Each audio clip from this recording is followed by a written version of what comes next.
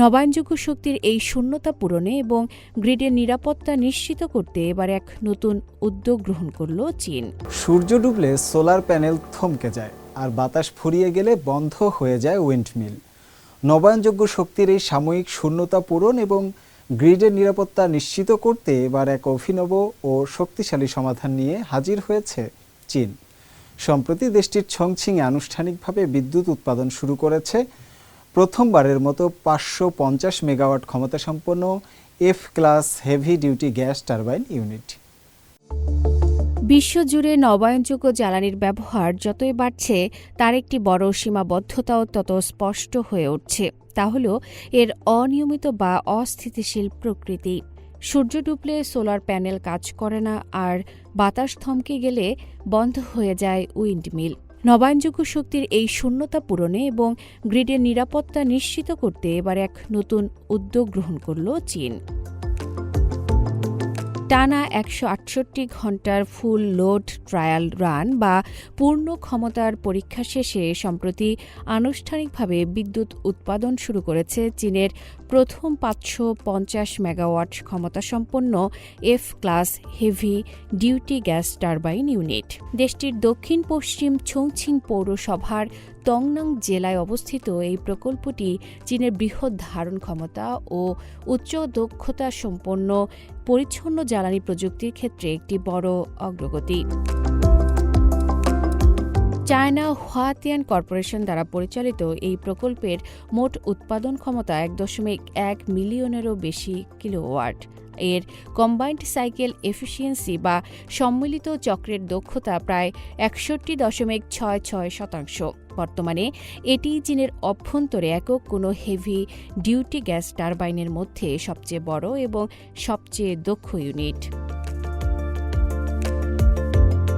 কার্যক্ষমতা বোঝাতে সাধারণত অপারেটিং তাপমাত্রার উপর ভিত্তি করে এই ভারী বিদ্যুৎ উৎপাদন ইউনিটগুলোকে EFGH এবং জে ক্লাসে ভাগ করা হয়। এর মধ্যে বিশ্বব্যাপী বহুল ব্যবহৃত মূল মডেল হল এফ ক্লাস, যা প্রায় 1400 ডিগ্রি সেলসিয়াস তাপমাত্রায় কাজ করে।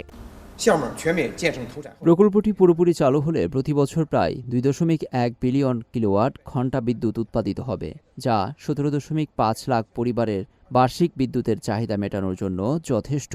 এর ফলে প্রতি বছর 2 লাখ মেট্রিক টন স্ট্যান্ডার্ড কয়লা সাশ্রয় হবে এবং প্রায় 8,60,000 টন কার্বন ডাই অক্সাইড নির্গমন হ্রাস পাবে।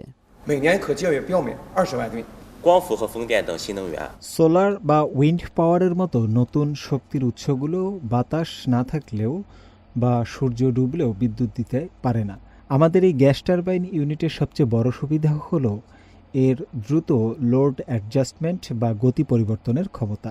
এটি চালু করার পর মাত্র 1 ঘন্টার মধ্যে পূর্ণ ক্ষমতায় পৌঁছাতে পারে, যা সনাতন কয়লাভিত্তিক বিদ্যুৎ কেন্দ্রের চেয়ে প্রায় 5 গুণ দ্রুত।